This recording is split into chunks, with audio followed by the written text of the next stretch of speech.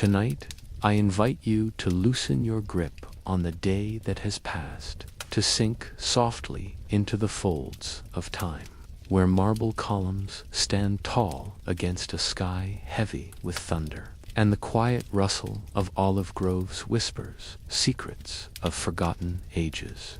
Close your eyes, if you wish, and imagine yourself standing on a sun-bleached slope somewhere in ancient Greece. Far above, the shimmering heights of Mount Olympus pierce the drifting clouds, a kingdom hidden from mortal eyes, yet ever watchful. Below, the earth hums with the footsteps of farmers and poets, of merchants and kings, all living beneath the silent, unyielding gaze of Zeus. In this story, we drift not among the grand temples and heroic feasts alone, but into the hidden spaces where power is kept and punishment is certain. Here, strength has shape and name. Kratos and Bia, the quiet instruments of might, their shadows long and cold. As you listen, feel the rhythm of a world where to defy a god was to vanish into mist and myth. Let each moment unfold slowly. Imagine you wake just before dawn, your head resting on a coarse linen pillow, your eyes blinking open to the hush of a humble stone dwelling perched on a hillside. The air is cool, still heavy with the scent of last night's hearth fire. Faint curls of ash and olive wood smoke drifting through the single open window. Outside, the world stirs. Somewhere, a rooster calls to the sun still hidden behind distant hills. In this ancient village, your world is small. Yet even here, the presence of Zeus wraps around you like an invisible chain. Every harvest, every birth, every rainfall is a transaction, a quiet negotiation with a sky that may favor you or choose to punish. You slip from your blanket and step barefoot onto the hard-packed earth floor. The chill bites at your... Now, let us step away from the soft clatter of daily life, the hens scratching, the goats' low bleat, the careful murmurs of farmers tending vines under the sun's patient gaze. Let us turn our eyes upward, toward the hidden heights where power does not rest, but stands watchful, unblinking, among the gleaming halls of Olympus, where immortal feet leave no mark upon polished marble. Two shadows linger near the Thunderer's throne, silent, steady, and ever loyal. They are not worshipped with garlands of laurel or sweet honeyed wine. No poets sing their praises at feasts, yet they are there, as constant as the crackle of storm clouds gathering behind Zeus's broad brow. Kratos' strength made flesh, Bia, the spirit of force, his sister, quiet as a blade's edge just before it strikes. Children of Styx, the river that binds even the gods to their promises, and Pallas, the Titan who once ruled before the new order rose. When Zeus called for loyalty in the wake of the Titanomachi, that thunderous war that tore the sky and earth apart, it was Styx who answered first, bringing her children with her.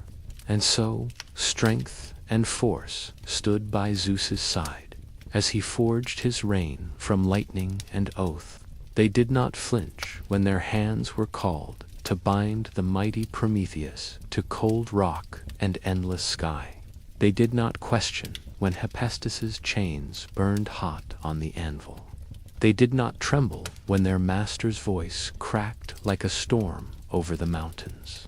Imagine them now, Kratos tall, broad-shouldered, his face carved from the same stern granite as the peaks themselves. In his eyes, no flicker of pity, no moment of doubt. In myth, he is not given long speeches, no stirring soliloquy of regret. His words are few, sharp as iron, final as a locked door. Beside him be a force, unspoken. Her presence is less a shout more a hush that fills the space between commands and compliance. When Kratos orders, she acts. When Zeus decrees, she ensures. Their loyalty is not the loyalty of soft hearts, it is the loyalty of unbreakable chains, forged from necessity and ancient allegiance. To the Greeks, they were not gods to be worshipped, but realities to be accepted, harsh truths dressed in mortal shape. When your father warned you not to curse the sky, when your mother hushed your complaints as the storm clouds rolled over the fields, it was Kratos they feared. Bia they felt at their shoulders when silence was the wiser path. Prometheus knew them well, felt their hands grasp his arms, drag him across jagged rock to the lonely peak where his rebellion would be pinned forever. Hephaestus, the reluctant smith, struck the final rivets, but it was Kratos who barked the command to pull them tight, and Bia who held the Titans steady while the weight of Zeus's wrath was hammered home. No prayer can soften them. No sacrifice of honey or doves will turn their gaze aside. They are the teeth behind the smile of Olympus, the hush that follows thunder.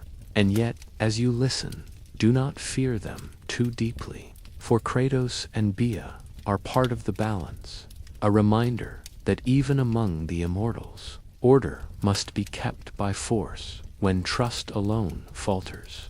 Without them, the world would drift into chaos once more, and the fragile lives of mortals, your fields, your hearth, your quiet sleep, would be swept away in the flood. Picture them again, these two quiet sentinels of Olympus, standing apart from the feasting gods, whose laughter echoes through marble halls, scented with roasted meat and spilled wine. Kratos and Bia do not join the revels. They do not lift golden goblets or scatter rose petals in Dionysian delight.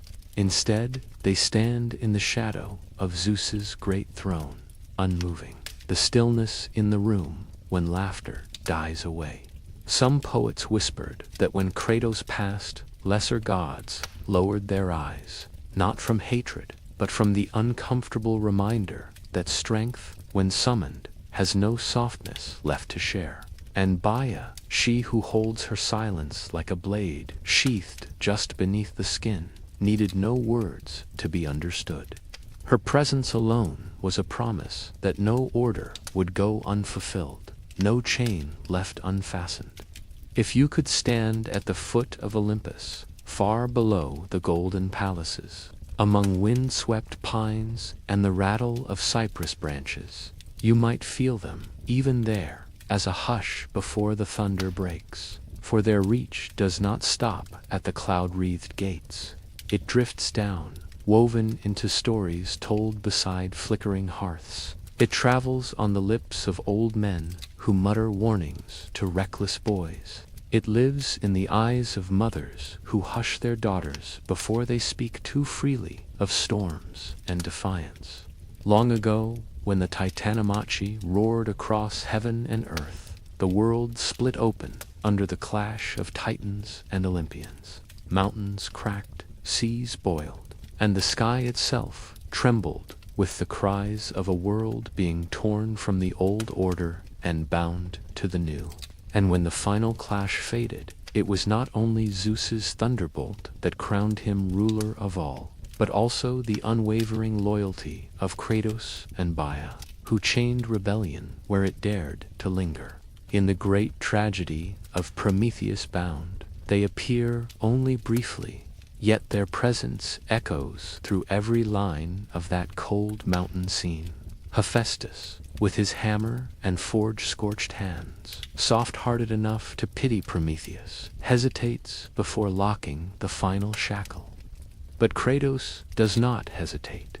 He reminds the smith that mercy has no place when the king's will has spoken.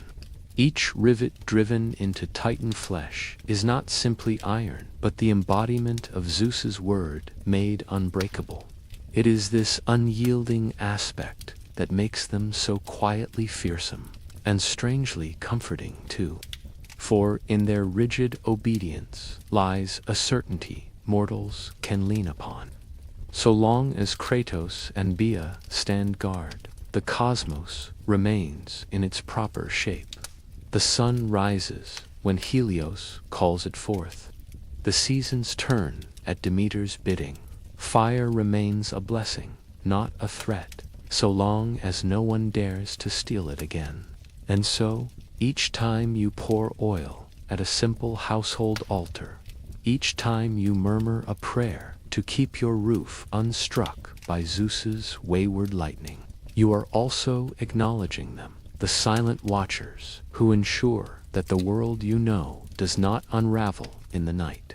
Somewhere beyond sight, in the hush between a distant thunderclap and the moment the rain begins, they wait, strength and force.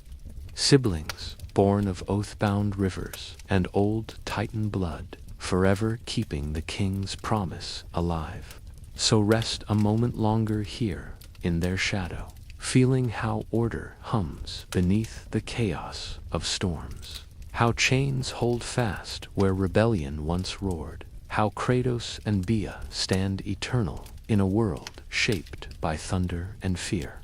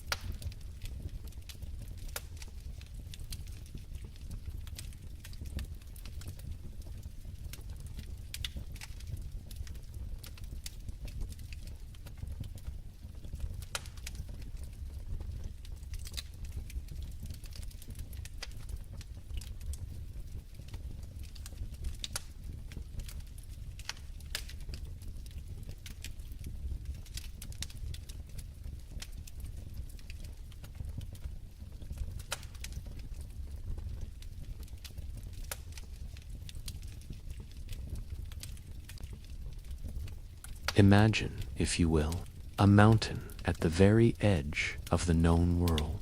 A lonely peak where snow gathers in secret drifts and icy winds carry whispers no mortal ear can ever quite catch. This is where Prometheus waits, bound in silence, held fast by chains forged in divine fire, clasped shut by strength and force, Kratos and Bia, and overseen by Zeus's unblinking command. Long before you tended your simple hearth, before your ancestors gathered round a crackling flame to warm their hands or bake coarse bread on a flat stone, there was no fire among mortals. Flames belonged to the gods alone, a jealously guarded secret flickering on Olympus. A privilege reserved for divine halls where ambrosia simmered and torches gleamed in endless feasts. But Prometheus, whose name means forethought, looked down from the heights and saw humankind shivering in the dark. He watched as they stumbled through cold nights, afraid of beasts they could not see, unable to tame the wild world around them. He pitied them, these fragile creatures who offered prayers but received no spark in return. And so, in secret, he climbed the hidden paths of Olympus, stealing fire from the hearth of the gods. Some say he hid it in a hollow reed. Some say he carried a glowing ember cupped gently in his Titan palm. However it was done, the result was the same. The first human hearth crackled to life. Shadows fled, wolves stayed back, and slowly, carefully, civilization took its first quiet steps forward. But nothing taken from Olympus goes unnoticed for long. Zeus, king of the sky, heard the whispers on the wind, betrayal crackling in the embers of 1,000 mortal fires. His wrath did not fall with sudden thunderbolts. Instead, it settled coldly into a plan, punishment that would echo through ages as a warning to any who might dream of defiance. And so Prometheus was brought in chains to the barren heights of the Caucasus Mountains. There, Kratos and Bi did what pity would not allow softer hands to finish. They dragged the Titan across cold rock, slick with drifting mist. They stood firm as Hephaestus, the reluctant craftsman, riveted iron into immortal flesh. They silenced Prometheus's protests, not with cruelty for cruelty's sake, but with the steady, unblinking certainty that order must be kept at any cost. Bound to the mountain, Prometheus could neither move nor die. Each day, the sky above him stretched endless and pitiless, while below, humankind thrived by the warmth he had given them. But every gift demands a price in stories such as these. For his theft, an eagle came Zeus's chosen torment to feed upon Prometheus's ever-regenerating body. Day after day, the wings beat softly against cold stone. The shadow fell across snow and chain, and the cycle began anew. Yet beneath this cruel circle, there lay a quiet defiance that Zeus could not fully erase. Even bound in iron, Prometheus's gift to humankind could not be returned to the gods. The warmth remained. Hearth fires still flickered in the smallest huts, and in their flickering, the memory of the Titan's sacrifice survived. When villagers spoke softly over the flames at night, when they gathered round embers for warmth and story, they spoke of Prometheus, and though they feared Kratos's iron grip and Bia's silent presence, they also cherished the secret spark the Titan had stolen for them, hidden forever from Olympus's jealous grasp. High on that lonely crag, the world narrows to wind and stone.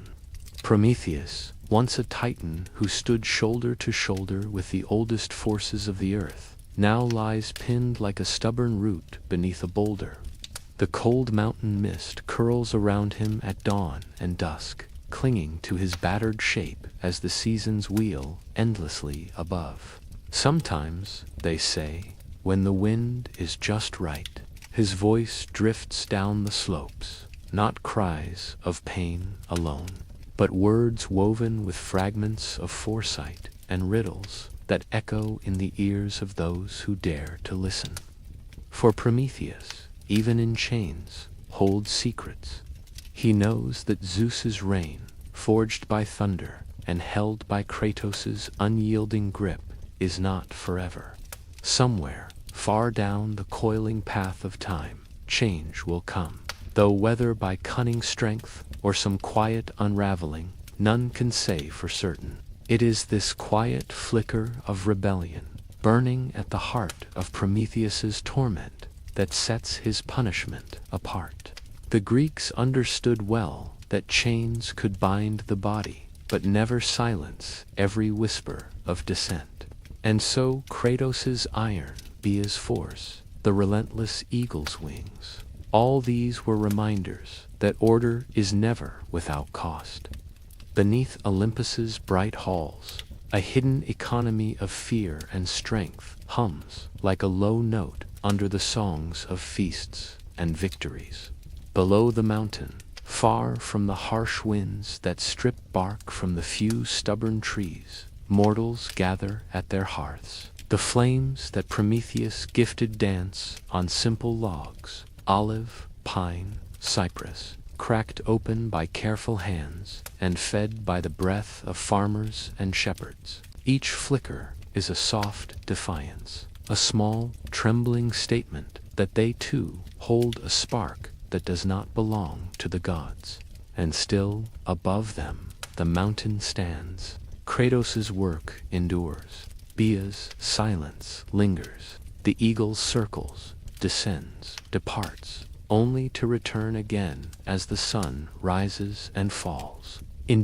Let us leave the lonely peak behind now, the sound of the wind slipping away as we descend gently into the calm air that wraps itself around Olympus's gleaming halls. Here, above the worries of mortal life, the gods speak in murmurs and laughter that roll like distant thunder over the land below. And at the edge of these bright corridors walks a quieter figure, her name whispered in poems, etched in stone, yet rarely noticed in the flicker of daily prayers.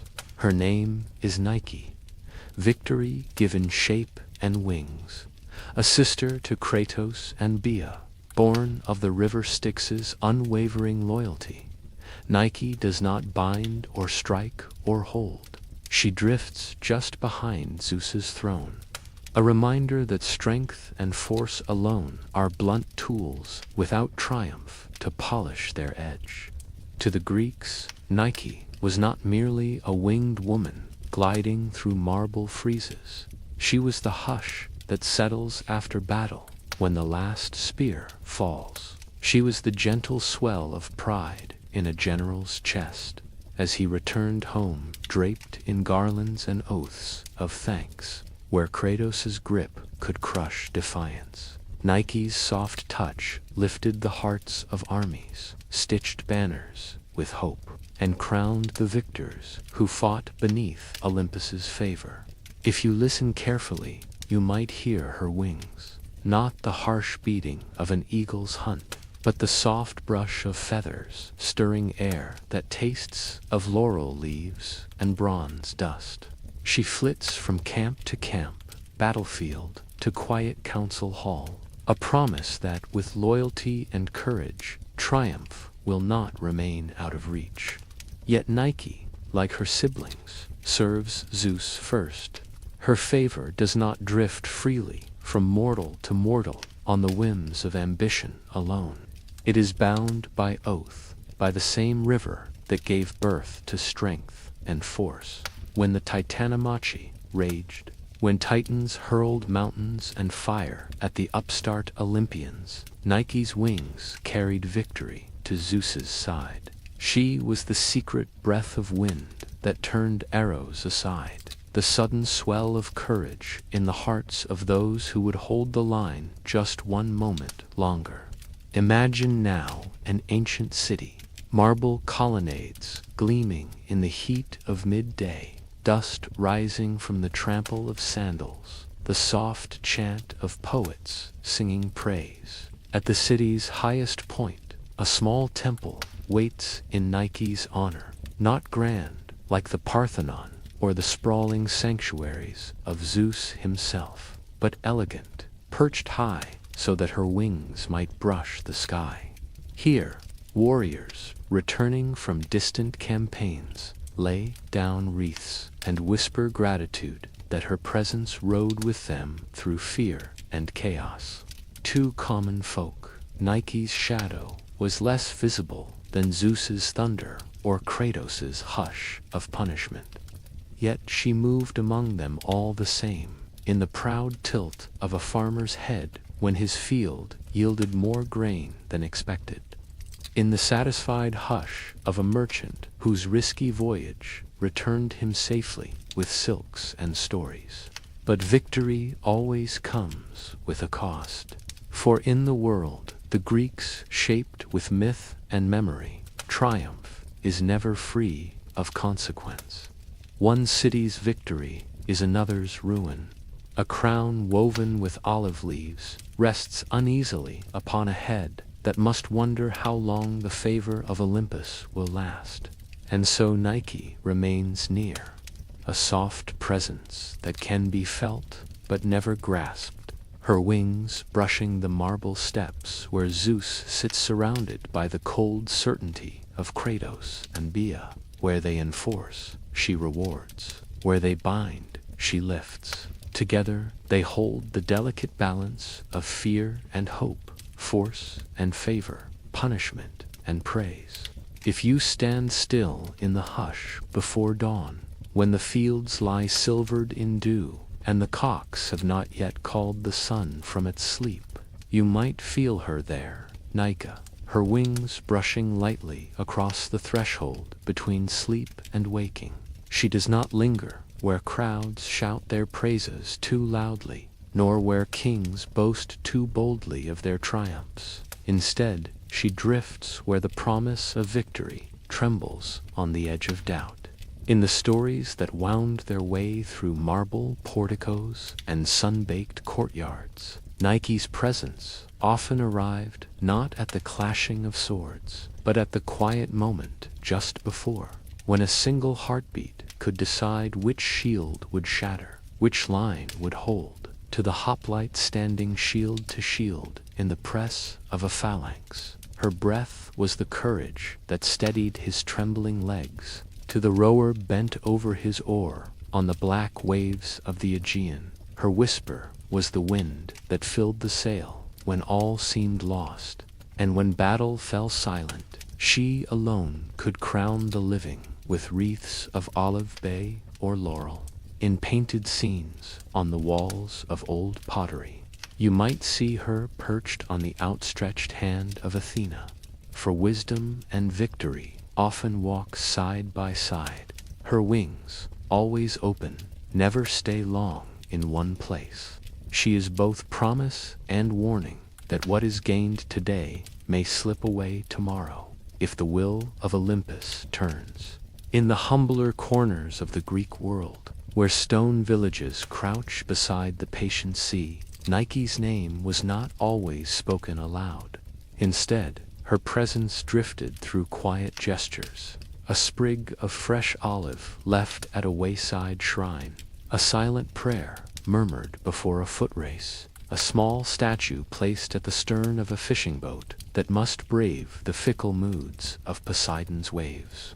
If you close your eyes now, you might imagine the hum of a distant city, Athens, perhaps on a day bright with banners and the dull clang of bronze shields stacked in victory. On a gentle hill above the city's beating heart, the temple of Athena, Nike, stands small but proud, its marble steps worn smooth by countless feet, its columns catching the sea's salt-laden breeze. Here, the people came not just to thank the goddess of wisdom, but to honor the winged promise that wisdom could bring, a promise that conflict, rightly guided, could end in triumph rather than ruin. Yet, for all her grace and soft touch, Nike's loyalty is never yours alone to claim. Like her siblings Kratos and Bia, she answers first to the throne atop Olympus. It is Zeus's favor she seals with her wreaths. It is his power she quietly confirms when a city wins its war or an empire expands its reach across distant coasts. To the poets, she was inspiration made, feathered, and fleeting. To generals, she was the final piece of armor, invisible but heavier than any bronze corselet. And to ordinary souls, whose lives flickered briefly between harvests and hearths, she was a soft reminder that sometimes, just sometimes, the hard path bends toward triumph, if the gods will it so. Yet in this world, where thunder decides and chains hold steady, even victory must bow to force. Nike lifts the worthy skyward, but only so far as the hands of Kratos and Bia allow. Should loyalty waver, should arrogance swell too high, her wings fold quietly away, leaving only silence where shouts of triumph once rose. So tonight, as you lie within your blanket's gentle fold, you may feel her presence, not as the roar of crowds, but as the hush that comes after effort well spent, the soft certainty that somewhere beyond the marble columns and drifting clouds, a winged figure watches, patient and impartial, reminding kings and common folk alike that every victory. Now let us drift downward, far below Olympus's bright marble steps, past the soft shadows of temples where oil lamps flicker through the night, down, down into the deep, hidden places of the world where rivers run black as midnight oil, waters that hum with a quiet, terrible power no torchlight can pierce. Here flows the Styx, a river older than the Olympians, older even than Zeus's first thunderbolt, a boundary and a binding. Styx is not just a stream winding through the underworld. She is a goddess, cold and absolute, whose children, Kratos, Baia, Nike, and Zeus, bear her essence in their unyielding loyalty. It is said that when the Titanomachy split the heavens and cracked the earth, Zeus sought allies among the old powers that came before him. Some titans refused, some fell in battle, but Styx the river herself answered the new king's call. She rose from her hidden bed and brought her children to stand beside the Thunderer's fledgling throne. Imagine Styx now, her dark surface unbroken, yet beneath it coil secrets older than language. Her waters do not babble like a mountain brook.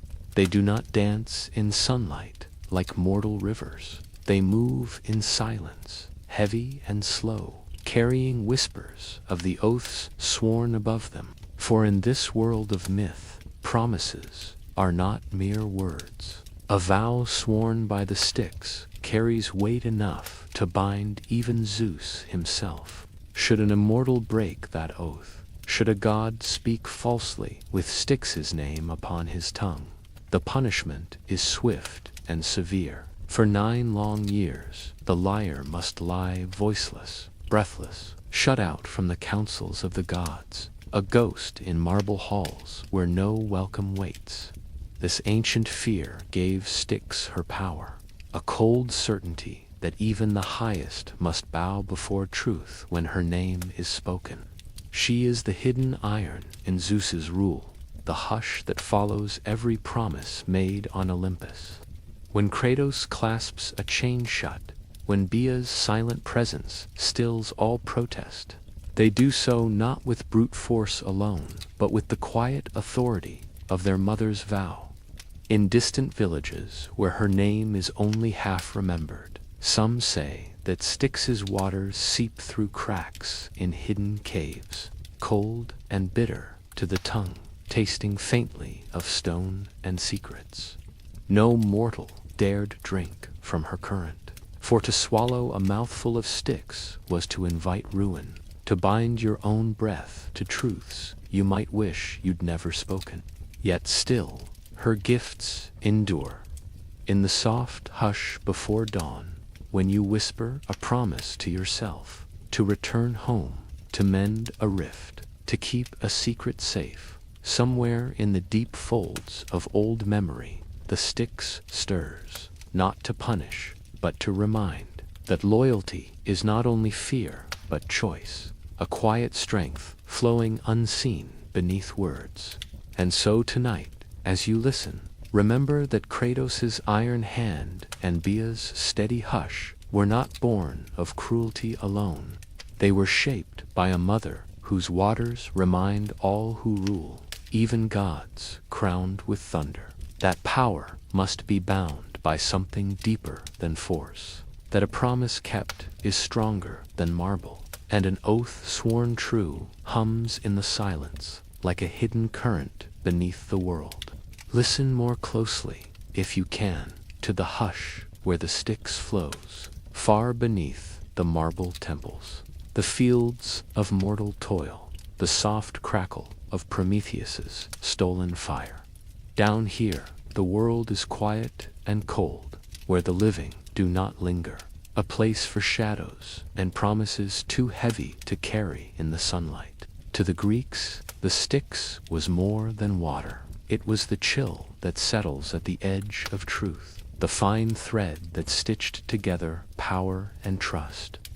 Imagine now a time before calm temples, before farmers laid neat furrows into the earth or poets carved verses into soft wax tablets. Imagine the world as a vast, shifting plain.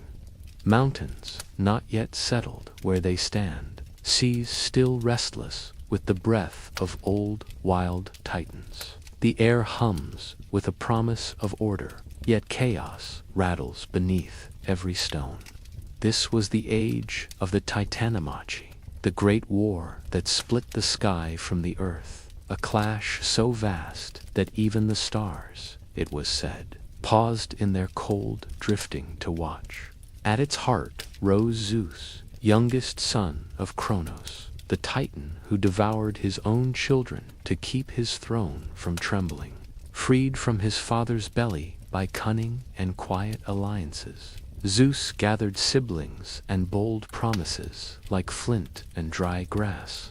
He spoke of a new order, an Olympus crowned with thunder, not fear. Yet his promise alone could not hold back the weight of titans older than oceans, stronger than iron, stubborn as mountain roots.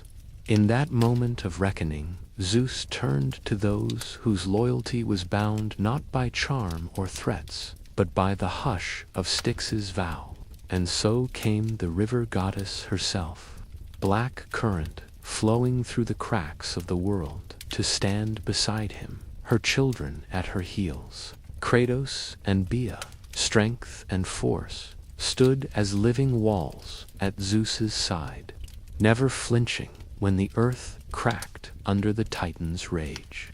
Nike, wings bright in the dust and roar of battle, drifted wherever the clash grew fiercest, lifting courage like a torch passed hand to hand, and zealous rivalry incarnate hissed through the ranks like wildfire, stoking ambition and pride that held new gods upright when the old ones thundered down upon them. Imagine the clash, not the clash of blood and blade that poets might later paint in bright, stirring colors, but the deep, grinding push of mountain against mountain. Titans hurling boulders large enough to dam rivers, storms rolling in endless waves as Zeus's lightning split the sky, seas rising in furious swells as Poseidon's trident churned depths never meant to see the sun. And in this chaos, the children of Styx moved like iron threads stitched through wild cloth. Kratos braced the lines where lesser gods might have fled.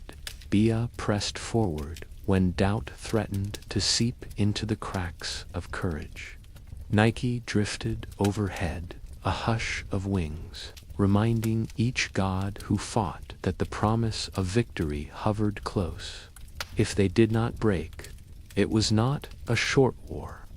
10 long years the world shuddered beneath the weight of old power and the ambition of the new. Forests burned, valleys rose into hills and fell again into plains. Rivers carved fresh paths through ground churned by the steps of beings too vast for mortal eyes to measure. At last the Titans faltered, not because they were weaker in body, but because the promise that bound Styx's children to Zeus held stronger than fear or muscle alone.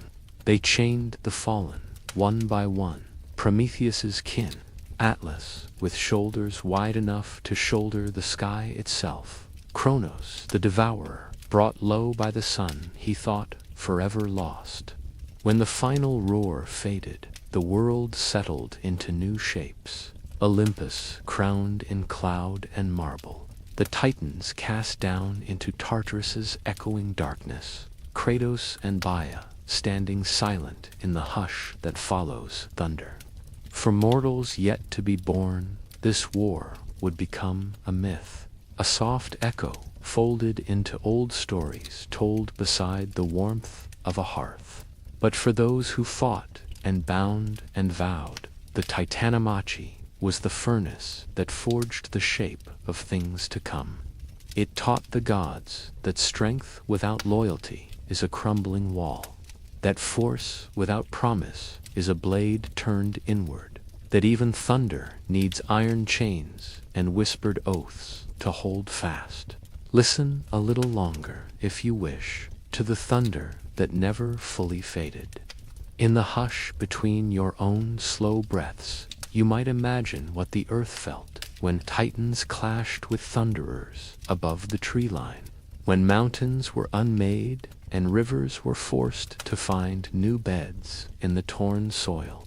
The Titanomachy was not a single roaring battle, but many small tempests braided together, skirmishes hidden in shadowed ravines, ambushes that flickered in the dark beneath flickering lightning, long waits in the hush before another storm broke. Imagine Kratos now, not as a roaring warlord swinging bronze and iron, but as an immovable shape amid the storm, where Zeus cast his thunder and Poseidon churned the seas. Kratos stood at the lines that threatened to buckle, the quiet, heavy presence that held lesser gods steady when ancient fear pressed them to flee.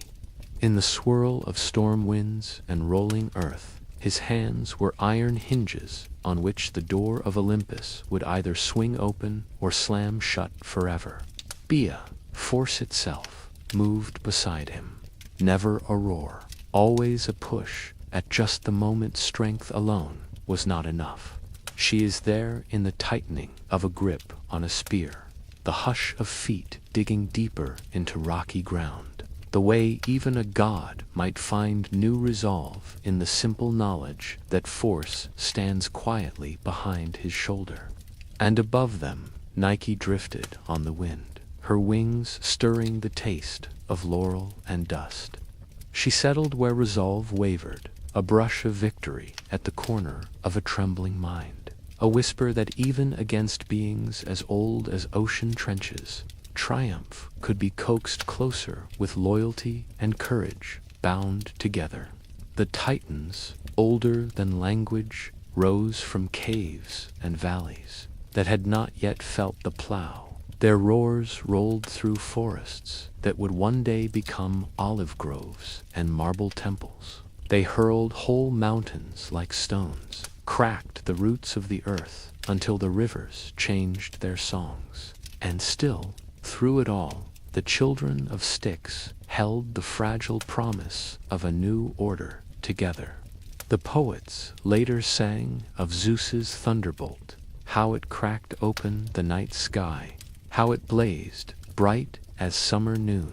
But beneath that blaze was the hush of Kratos' steady hand, Bia's unyielding push, the hush of force and strength working where thunder alone could not reach.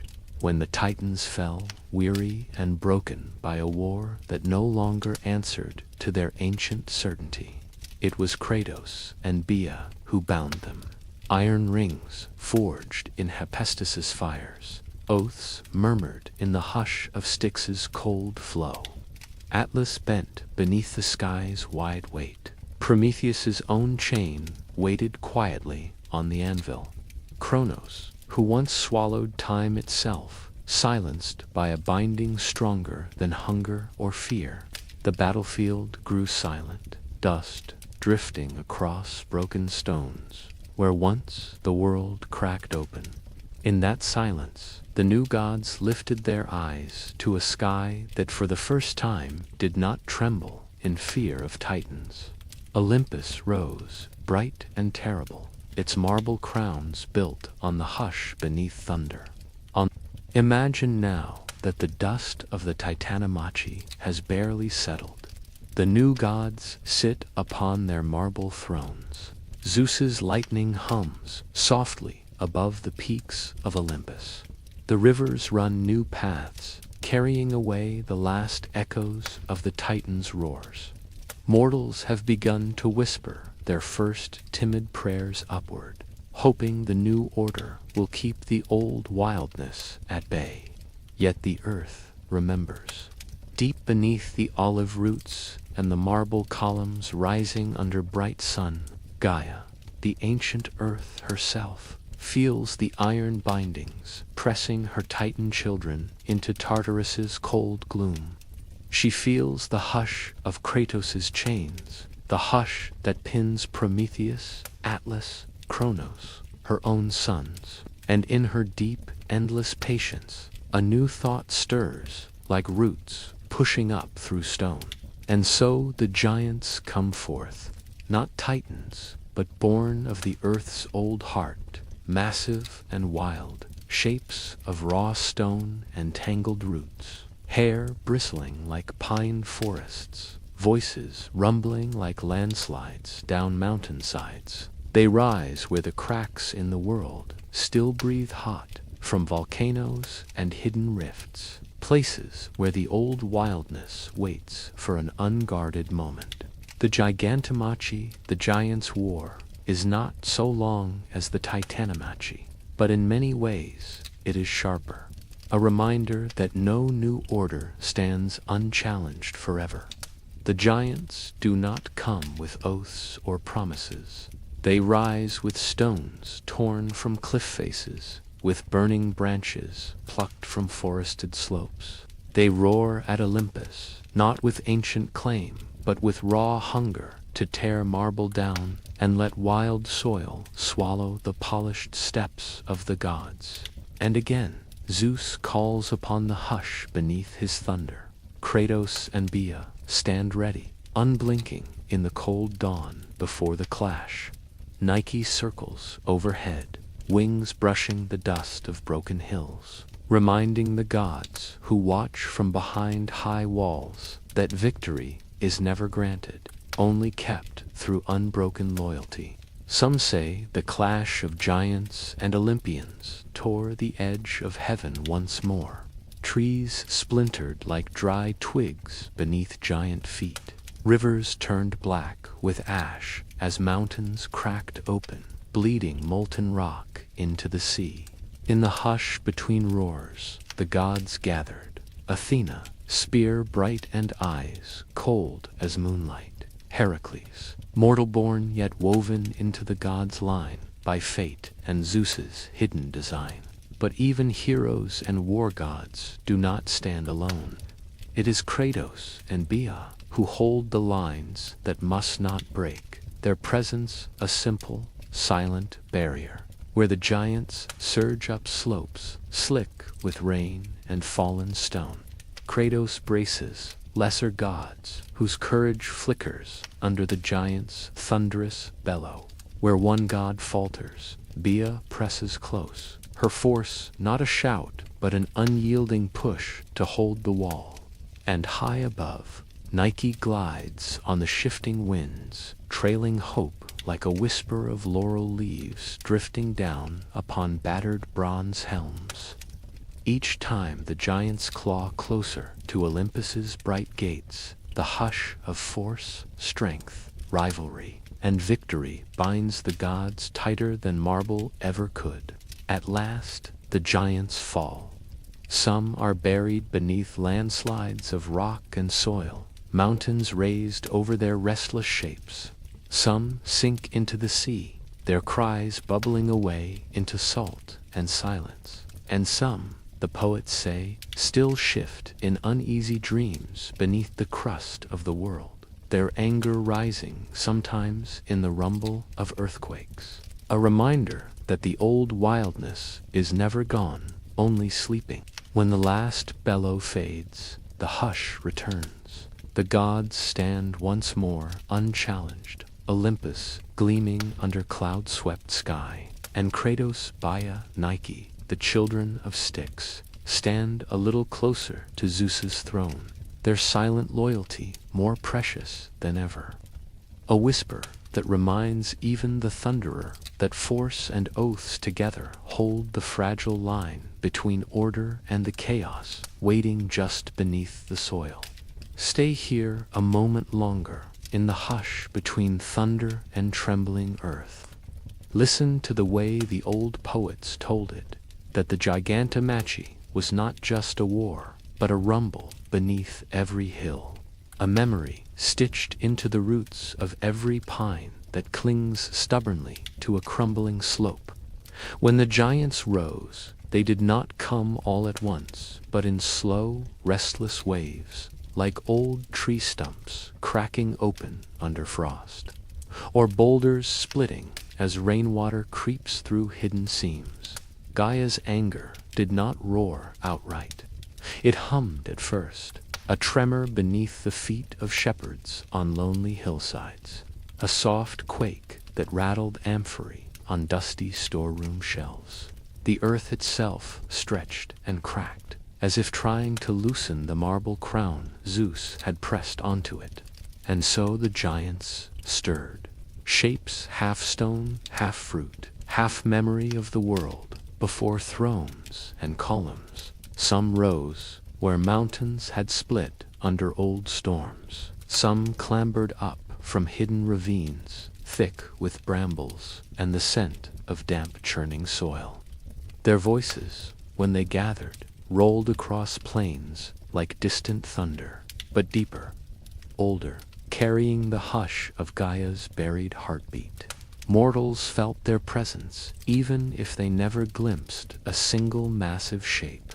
They heard it in the sudden shiver of trees on windless nights, in the low moan of hillsides shifting just beyond the plowed edge of a farmer's careful furrow. When storms rattled roof beams and cracks crawled across simple clay walls, some whispered that the giants were turning beneath the earth, pressing their shoulders upward to test Olympus's weight. But above this rumble, the hush of the gods held steady. Kratos and Bia moved as they always had, unflinching, patient force, without anger, yet never soft. While Zeus's thunder cracked open clouds, and Poseidon's trident shook the sea into froth, Kratos braced the lines of lesser gods whose courage flickered like small lamps in a storm. Beside him, Bia's presence was not a shout, but a silent promise pressed into the marrow of every trembling immortal who dared look over the edge of Olympus's bright walls. High above the clash of root and rock and stormlight, Nike hovered, her wings never quite brushing the giant's wild shapes, but close enough that hope trickled down like drifting leaves. Where a god faltered, she settled, featherlight, whispering that triumph remained within reach so long as loyalty did not crack like the mountains below. As the giants fell, some under hills that rolled down in landslides of granite and bramble, some swallowed by seas that hissed and closed over their roars. Mortals shaped stories to remember their restless bones. Even now, they said, a quake that topples stone altars or splits the olive groves might be the sigh of an ancient giant shifting in sleep. A sudden hiss of hot steam from a mountain's hidden mouth might be breath slipping through a giant's clenched teeth. And so, now let us leave the mountains behind, their restless slopes hushed once more by the weight of buried giants, and slip quietly into a darker hush, not the cold hush of iron chains or buried roots, but the soft footfall of vengeance that moves unseen where oaths are broken and blood cries out in silence, where Kratos and Bia hold order through force and chains, where Nike lifts the loyal with wings of fleeting triumph. The Furies wait in the shadows, patient, unhurried, humming with the ancient truth that some crimes must answer for themselves. They do not roar or strike in open battle. They drift through silence, carrying a whisper of consequence for those who think power alone can wash away guilt. In dark hollows beneath sacred groves, where no prayers ever reach the clear sky, when a son lifts a hand against his mother, when a brother spills a brother's blood upon a dusty threshold, when an oath sworn on Styx's name is twisted to serve ambition, the Furies wake, not with thunder, not with roaring crowds or gleaming chains, but with soft footfalls that follow the guilty into their dreams, into the hush that falls behind every echoing laugh, into the hush that waits at the edge of sleep. They are not soothed by sacrifice, but by confession, by reckoning, by justice gently weighed and slowly carried out. Even the high gods bow when the Furies gather, for the Furies answer not to Zeus's thunder, but to something deeper, older, the quiet balance that holds family, loyalty, blood, and promise together. They tangled themselves in the mind of Orestes, who fled from his mother's ghost, only to find her shadows stitched to his heels wherever he ran. It was the Furies who insisted that no king, no hero, no child of Zeus would slip the chain of guilt unbound. Their whispers drifted through torchlit rooms where judges listened, where guilt was weighed not in roaring violence but in measured words.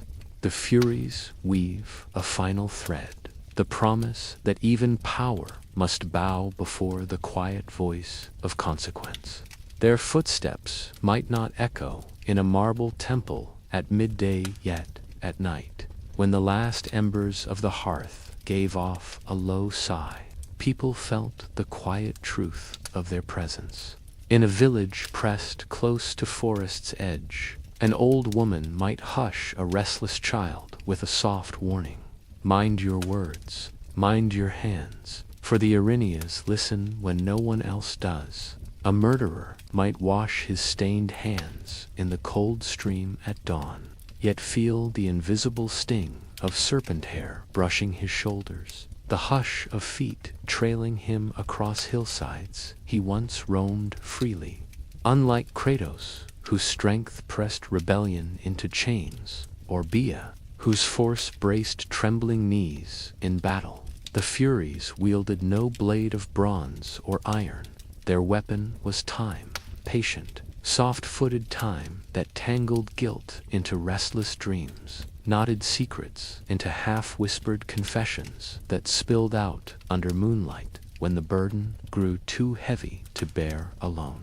Instead, they waited wherever oaths frayed, beneath the threshold stones of proud houses, behind the closed doors of councils where men bargained away promises made under brighter skies, spilled in the name of vengeance and tangled kinship. The Furies drifted after him like the shadow of his own heartbeat. They slipped into his dreams, not roaring but whispering, soft as rustle of dry leaves across marble floors. And so they changed shape to no longer only hunters, but Eumenides, the kindly ones, guardians of a hush that could soothe old grudges with fair judgment spoken aloud. In this way, the Furies reminded gods and mortals alike that force alone could not hold a kingdom together. Chains, rust, thunder drifts away on summer winds, but consequence, softly carried, remains. In the hush of everyday life, their presence was woven into small customs, a doorframe marked to ward off betrayal, a whispered blessing as a child crossed the threshold of a house where ancient wrongs still clung to hearthstones. In the hush before sleep, a mother might murmur a soft plea to the unseen Furies to keep her family's bonds unbroken, to guard her children's dreams from guilt they had not yet earned. And so, tonight, as your own breath settles and your thoughts drift slowly from this ancient hush to your own small comforts, imagine the Furies not as frightful shapes at the edge of your bed, but as a reminder, quiet, unblinking, that promises matter, that some truths carry themselves soft-footed through every generation, that somewhere always a hush waits to catch what thunder and chains cannot hold.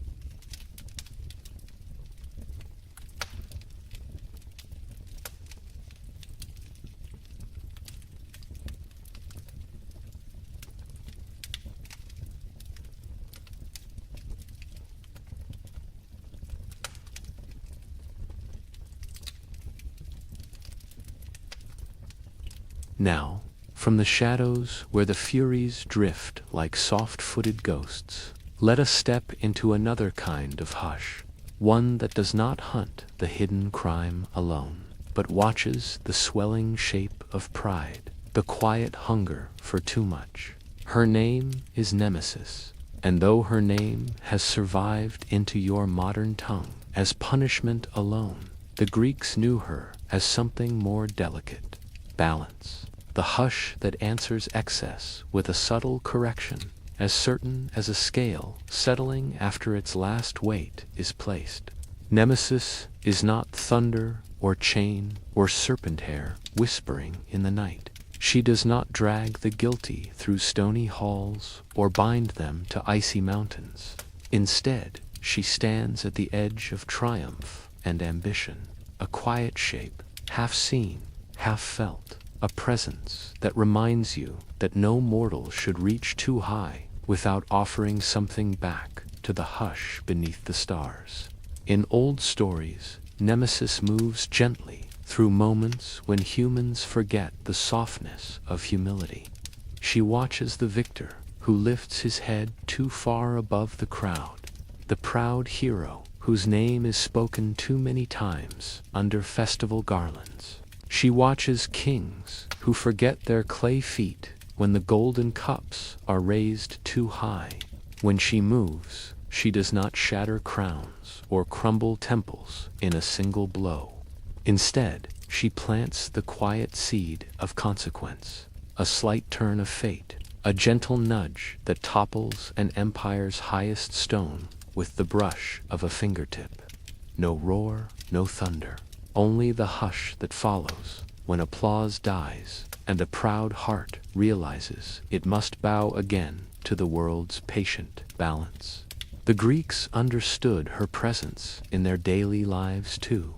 Not only kings, but farmers and merchants felt her breath in the hush between greed and need. A fisherman who bragged too loudly of nets always full might find the sea strangely empty the next dawn.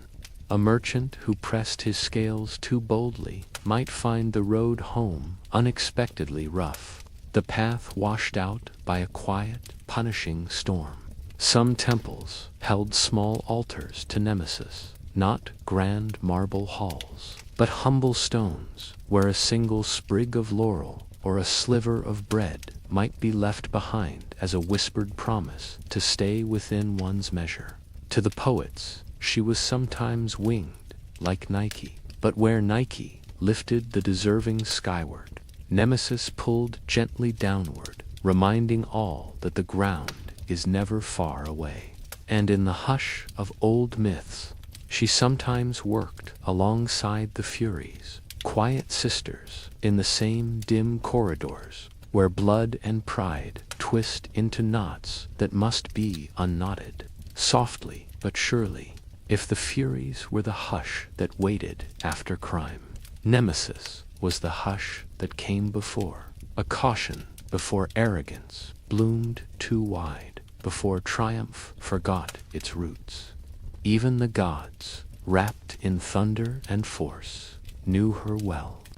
Zeus himself, crowned in stormlight, watched Nemesis carefully, for even he, who flung titans down and pressed giants into restless sleep beneath mountains, understood that power unmeasured invites its own undoing.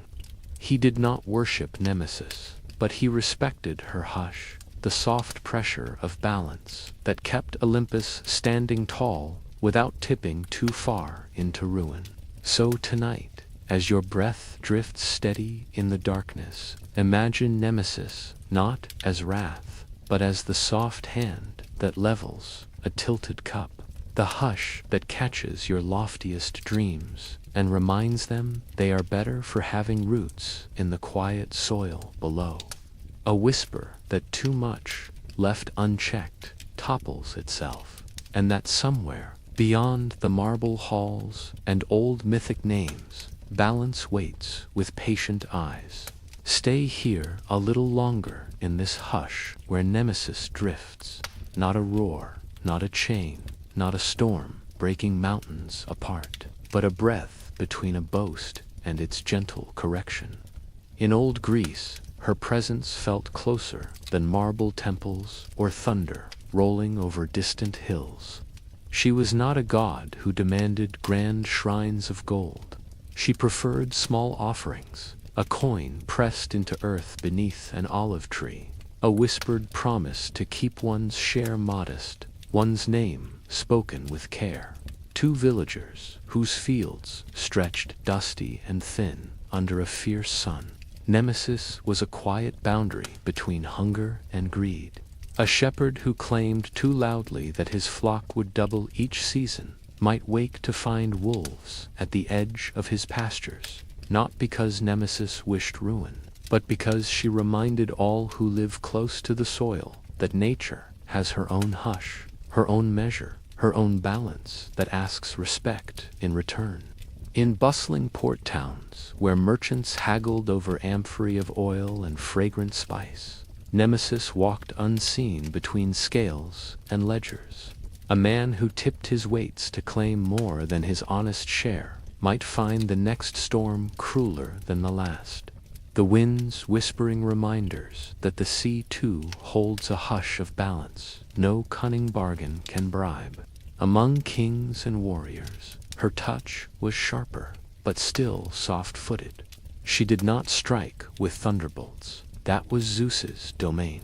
She waited instead for hubris to puff the chest too wide, for the voice to rise one boast too high above the hush of listening crowds.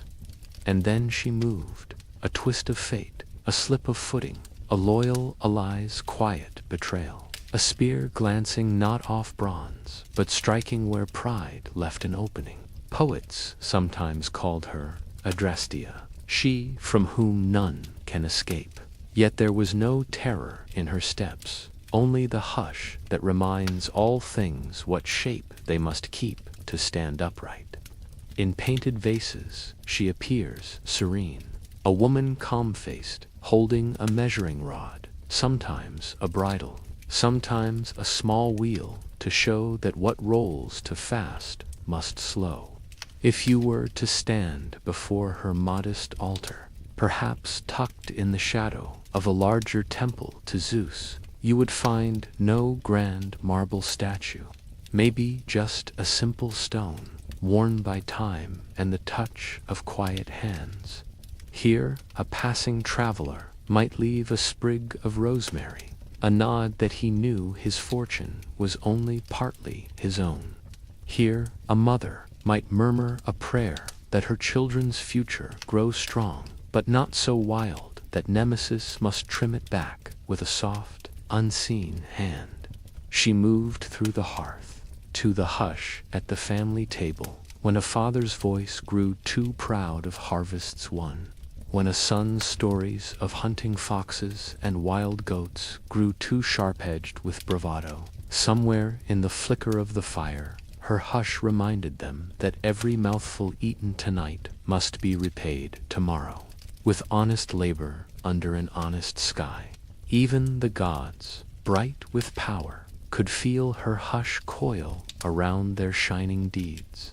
She drifted behind Apollo's golden bow, behind Athena's calm eyes, behind Zeus's iron thunder, never to overthrow, only to whisper when they leaned too far toward excess. For no marble hall, no laurel crown, no chain forged by Hephaestus could stand if the world's quiet balance was left to rot in the shadow of unchecked pride. So tonight, as you lie beneath your own quiet ceiling, remember Nemesis not as doom, but as a hush that helps each life find its right shape, a shape that stands steady through storms and sunlight alike, a soft reminder that enough is often plenty and more, if left wild and untended, becomes its own punishment carried gently back to earth. In the hush that settles around you now, feel her passing, a calm breath in the dark, a promise that pride, when tended wisely, grows roots deep enough to hold your world upright.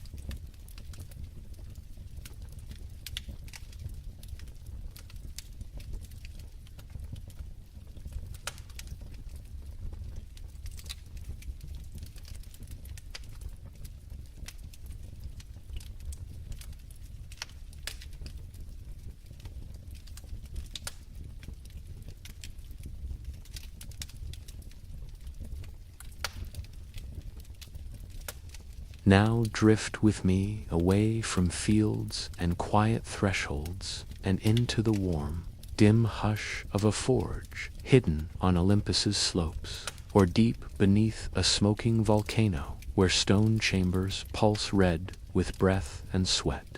Here waits Hephaestus, the quiet artisan of the gods, who shapes thunder and punishment alike with hammer and flame.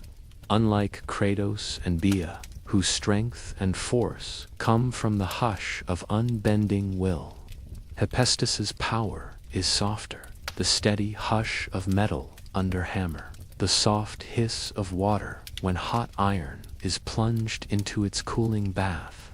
Among the Olympians, he is not crowned in laurel or draped in silks. He is bent at the shoulder, hands calloused, eyes steady under a brow furrowed by patient work. His forge is never still. Coals glow like hidden embers of captured lightning.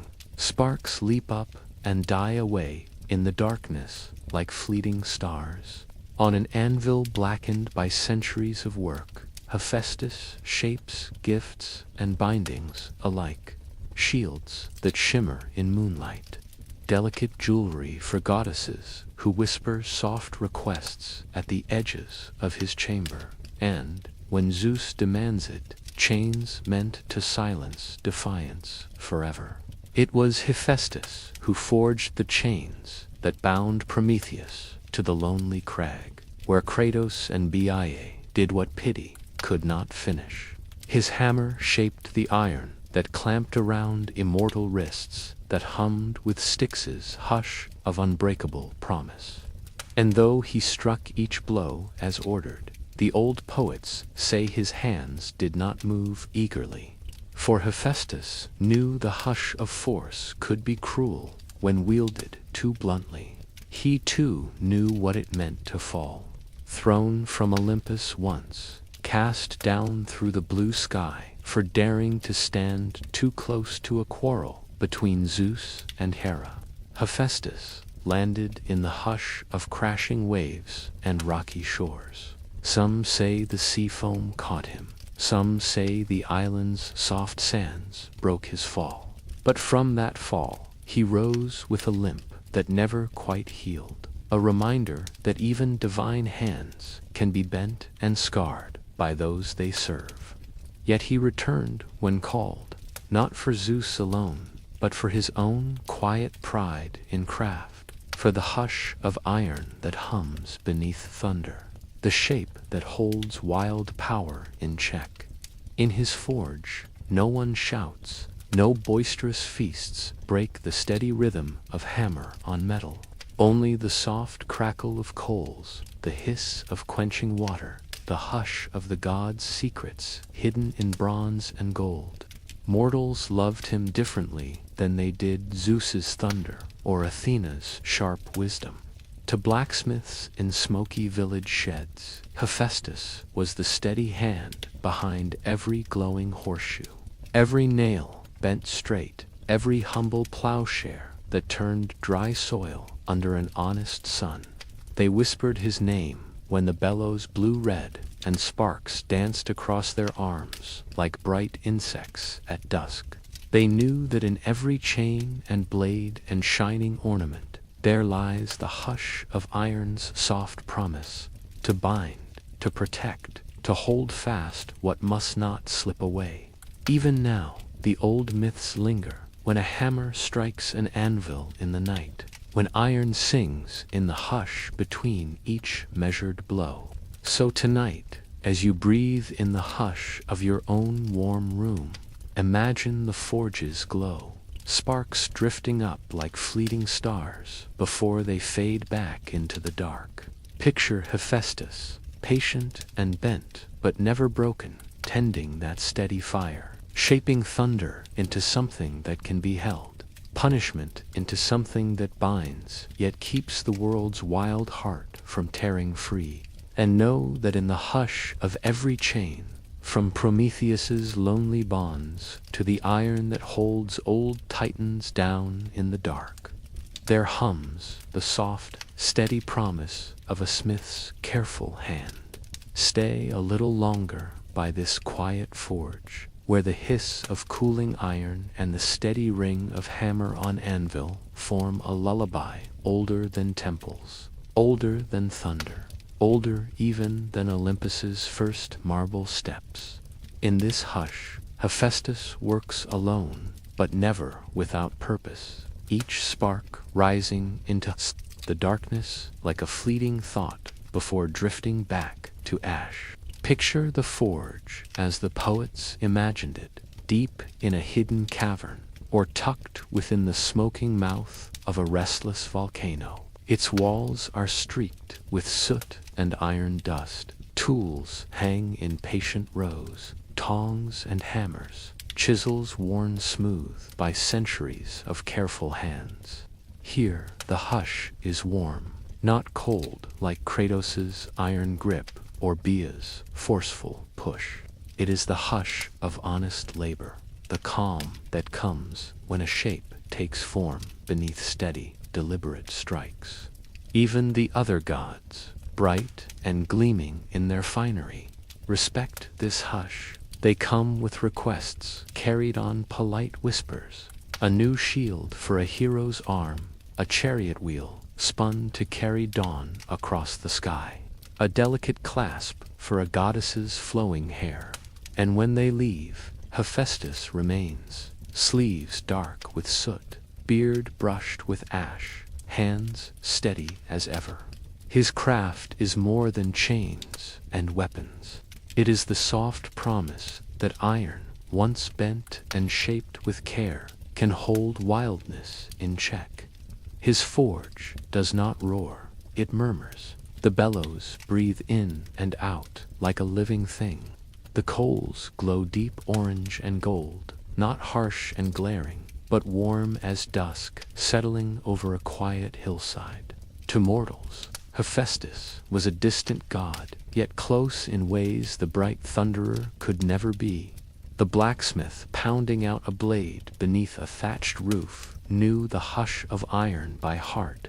The potter shaping a metal rim for a fragile jar felt the same warmth in his palm that glowed in the cavern of the god's smith. The farrier fitting a horseshoe at dawn called on Hephaestus with every ring of his hammer, trusting that the god of iron knew the weight of work done slowly and true. Some stories say that when Hephaestus first returned to Olympus after his long fall, he brought with him not thunder or punishment, but gifts shaped by hands that knew what it meant to break and to mend. He crafted thrones for the gods, seats that hummed softly beneath their weight, each curve and hinge a hush of iron that whispered. Even power must sit gently when iron remembers who holds it together. When Prometheus's chains cooled on the anvil, they carried this same hush, not cruel for cruelty's sake, but iron-shaped to hold a lesson, that fire, once stolen, must cost something. And even in punishment, the steady hum of Hephaestus's craft reminded the gods that force alone is nothing without shape, without boundary, without the patient hush of iron to keep it from turning wild again. Yet, for all his service, the smith never boasted. He knew his place, not at the feasts where goblets overflowed, not among the marble columns where the poets sang the thunderer's praises. His place was here by the coals, sleeves rolled back, hammer lifted and lowered in an endless, gentle rhythm that sang in soft sparks and hissed in steam as hot metal met cold water. So, tonight, as you lie within your own hush, imagine this forge, the glow on stone walls, the soft tap and strike, the warmth that hums through hammer and anvil alike. Picture Hephaestus pausing to wipe his brow with a soot-dark cloth, then lifting his head to study a chain, a shield, a gift made not to dazzle, but to hold the world in place. In the hush of that forge, strength becomes shape, thunder finds its handle, rebellion finds its binding, and you, warm in your quiet room, can drift off knowing that somewhere, in old story or hidden dream, the hush.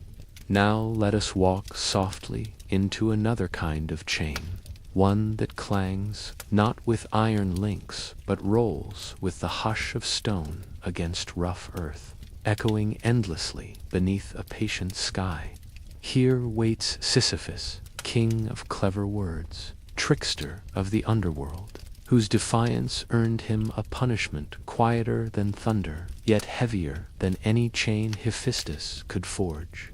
In life, Sisyphus was not the strongest nor the bravest, but the sharpest, a man who weighed words like coins and turned oaths inside out to serve his restless wit. He outwitted other kings, tricked travelers into doing his bidding, and once, in stories softly told around clay hearths, even outwitted Thanatos' death himself.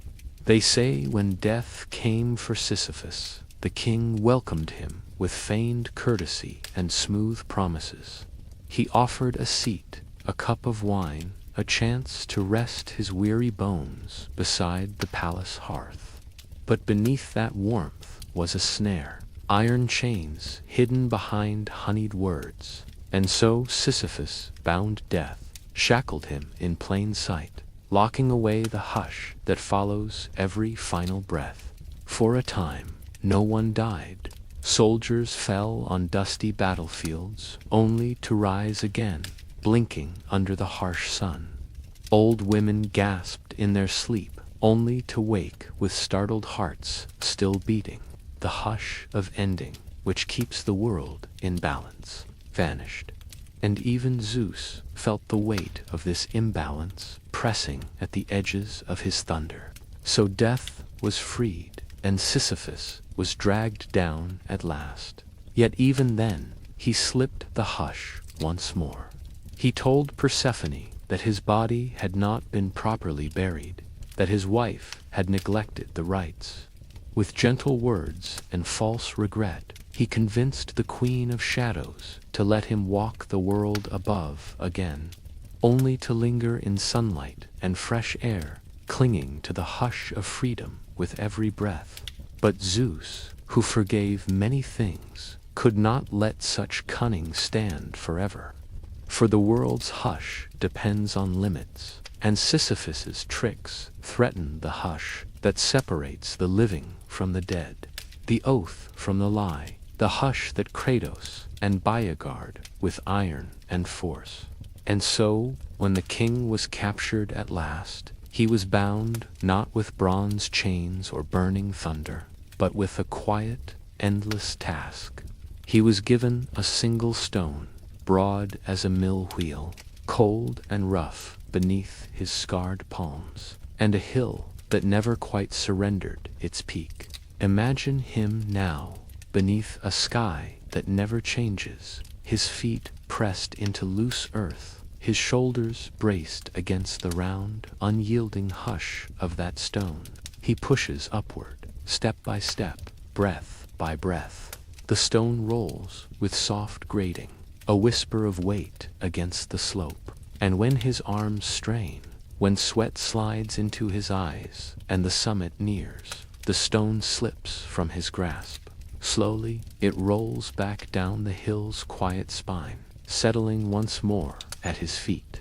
There is no roar here, no crack of thunder or hiss of flame, just the hush of effort, undone and begun again. A lesson shaped not by chain or punishment alone, but by the soft, patient truth that some defiance cannot be met with force, only with repetition. To the Greeks, Sisyphus's stone was more than punishment. It was a mirror for all who push against the hush of limits, a reminder that cleverness untethered from balance drifts back into the hush of consequence. In this myth, Kratos' chain is replaced by the stone's slow circle, Bia's force by the weight of gravity itself. Tonight, as you breathe softly beneath your own warm hush. Imagine him there still, shoulders bent, hands firm on cold rock, each step a small defiance turned quietly into surrender. And know that in the world the Greeks built from thunder and whisper alike, not every punishment is loud. Some echo gently forever, a single stone rolling up and down beneath a sky that watches, silent and unchanged.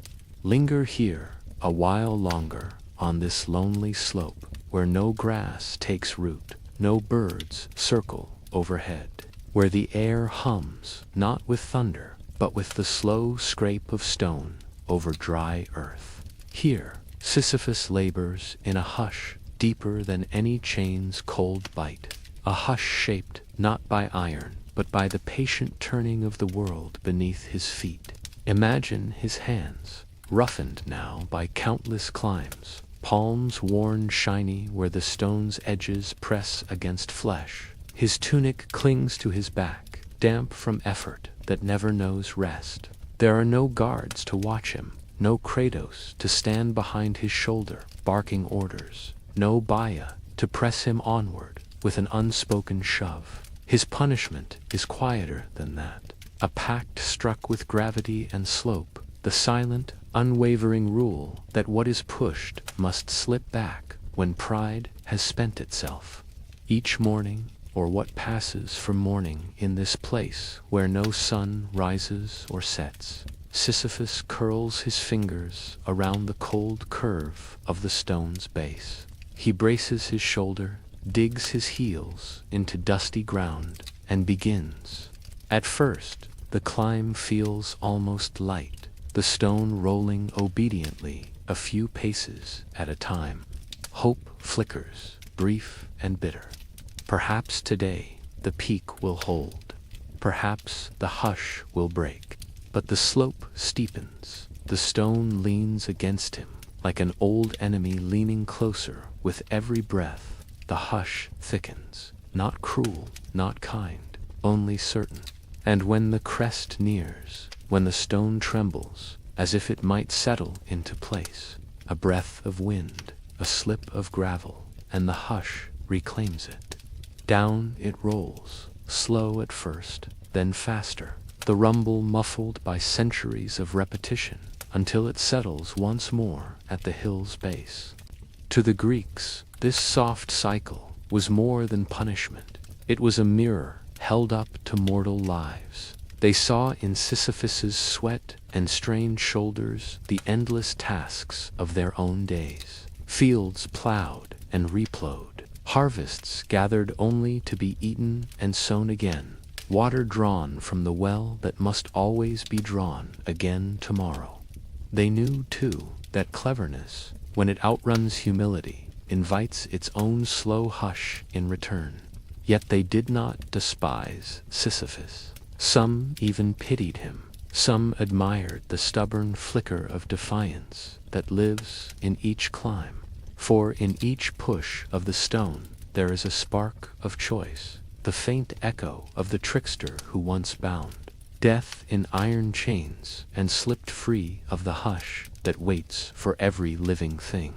At night, when farmers laid down their tools beside quiet hearths, they might murmur that Sisyphus's stone kept the balance firm, that his endless effort softened the anger of Zeus, that in the hush between rolling stone and resting shoulder, the world found room to breathe without fear of Now follow me down from Sisyphus's lonely hill to a quieter grove, half in sunlight, half in shade, where clear water laps gently at bare ankles, and branches bend under the weight of heavy fruit, pears, figs, pomegranates, brushed with deep crimson and gold. Here stands Tantalus, forever waiting, forever wanting, a king whose cunning left him bound, not with chains, but with an endless hush of longing. In life, Tantalus was not poor. He sat at grand tables, feasted among the gods themselves. Zeus once welcomed him to Olympus's golden feasts, a rare favor for a mortal king. The poets say he spoke with gods as a guest, his wine cup filled by divine hands, his table spread with food richer than any mortal harvest could offer. Yet within him stirred the same pride that Kratos's iron and Nemesis's hush were born to watch. Tantalus could not keep the secrets whispered over cups of ambrosia. He stole what was sacred. Nectar slipped from the god's table into mortal hands, and worse still, when his arrogance grew too wide for any hush to hold, he tested the god's sight with a cruel trick, inviting them to a banquet where what lay upon the platter was his own son, hidden beneath sauces and spices meant to deceive divine senses. In this world shaped by thunder and hush, betrayal blooms quietly but echoes forever. Zeus saw through the deception. The gods recoiled from the unthinkable feast, and Tantalus, once fed by Olympus's bounty, found himself stripped of favor, cast down into a punishment that would hum through eternity. A lesson woven softly into each drop of water and each trembling leaf. Imagine him now, standing knee-deep in a clear pool. Cool water curls around his calves, rising just high enough to kiss dry lips. But when he bends to drink, the hush stirs. The pool slips away, retreating like breath drawn back into the earth, leaving only the soft rasp of thirst beneath a sun that never burns but never cools. Above him, branches bow under fruit, so ripe the skin glows with promise. He reaches, the hush answers. The branches lift just beyond his grasp. The fruit sways, brushing his fingertips, close enough to taste with the mind, but never with the tongue. And so he stands, hunger and thirst wrapped around him like the hush of Kratos's chain. Aias, push, Nemesis's soft correction, a binding knot of iron but of want. To the Greeks, Tantalus's grove was more than a tale of cruelty. It reminded them that betrayal poisons not with thunder, but with a quiet echo that hums beneath every mouthful of food freely given. They saw in him the hush that guards every meal, the unspoken promise that what is shared in trust must not be twisted for pride. Mothers whisper the story softly as children lean drowsy at the hearth. Be grateful for bread still warm from the oven, for water drawn cool from the well. For even kings who dine with gods may find themselves drifting in a hush where every bite slips through their fingers, where every sip drains away before it soothes the tongue. And so tonight, as you drift toward your own dreams, imagine Tantalus still, standing in that hush of clear water and ripening fruit, arms half lifted, throat dry, a quiet shape caught between want and the soft reminder that betrayal, once offered to the god's table, echoes back forever in ripples, too subtle for thunder to silence. Stay here a little longer beneath these dappled leaves, where sunlight pools on still water and shadows slip across Tantalus's quiet prison. See him stand there, half ghost, half king, the hush of his punishment woven into each breath that never truly quenches his thirst. When you listen closely, you can almost hear the soft swirl of the pool, the way the water curls around his ankles, cool as early spring before drifting away. He bends to drink, palms cupped like a beggar's bowl, lips parted for relief. But just as the hush touches his throat, the water sighs backward, slipping through his fingers into the roots of unseen trees. The hush fills the empty space where water once waited, patient and unmoved. He lifts his head. Overhead, branches heavy with fruit sway on a wind that does not touch his skin. Figs soft as velvet, pears pale gold, dappled with sun. Pomegranates split just enough to show their red promise within. When he reaches up, his fingers brush the skin, warm, real, close enough to imagine biting through, feeling the burst of sweetness against his tongue. But the hush answers here too. The branch lifts just so. The fruit dances out of reach. His fingers curl around empty air. The leaves settle back into place, rustling softly, like a mother's hush to a restless child. To those who told his story, this was not just cruel delight, but a whisper of balance, a reminder that trust and gift must move together like water and root. The gods who once fed Tantalus at their sacred table asked only that he hold their secrets, respect their hush, but in betraying it, in laying a son's body upon a platter to test divine sight, he cracked the hush wide open, and so it wrapped around him again, not with thunder, but with quiet need left always unanswered. In village homes, children once dozed to sleep by the hearth, as parents spoke his name like a caution folded into lullaby. Be mindful of what you share. Be grateful for what you are given. Taste your bread slowly, your water fully, for there are shapes in the old world who hunger forever because they forgot how to sit humbly at the table. And so Tantalus lingers here, day after day that does not truly end, night that does not truly come. He stands, half submerged in the hush of want. He lifts his hands, lowers them again. The water trembles forward and backward. The fruit bows down, sighs upward. There is no thunder, no roar, no rattle of iron or flash of Zeus's lightning here. Only the soft, steady hush that hums you betrayed the gift. You may see it forever, but never taste it again. Tonight, as you listen in the hush of your own room, imagine a single drop of that water brushing Tantalus's dry lip before slipping away. Imagine one pomegranate seed pressed just close enough to taste its sweetness in memory alone. And know that in this world, shaped by thunder, chains, and whispers, betrayal blooms quiet consequences that linger long after the banquet has grown cold. And so Tantalus waits, king with no throne, guest at a feast that never feeds him. Now let us step away from quiet water and heavy branches to stand, for a moment, in the hush that gathers when dawn has not yet broken over a field marked by war. Here the air is still, a hush held between shallow breaths and cold metal, and within that hush drift the cares, the ancient spirits of violent death.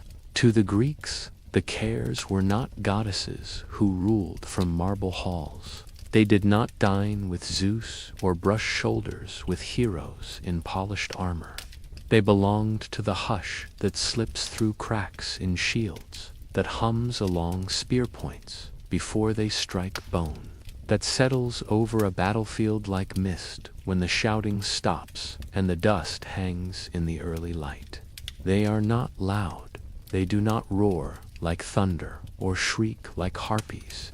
Instead, the cares drift where the wounded gasp, where the dying turn their faces to earth that does not answer.